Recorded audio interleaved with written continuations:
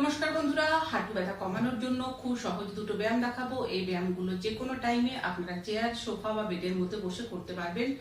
প্রথম ব্যায়ামের জন্য হাতের আঙ্গুল ইন্টারলক করে নিয়ে ডান হাঁটুর নিচে রাখলাম। এবার পায়ের পাতা আপ অ্যান্ড ডাউন, পায়ের পাতা নিচের দিকে টানবো, আবার নিচের দিকে খুলবো।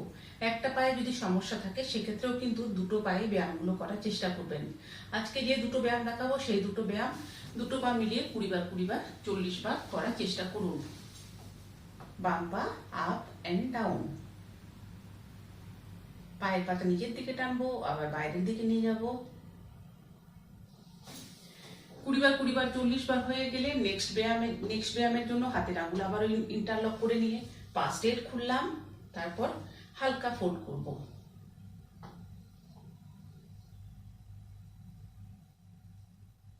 ডান পা নিচে একইভাবে হাতের আঙুল ইন্টারলক করে নিয়ে বাম হাঁটুর পিছনে রেখে হালকাভাবে ফোল্ড করব।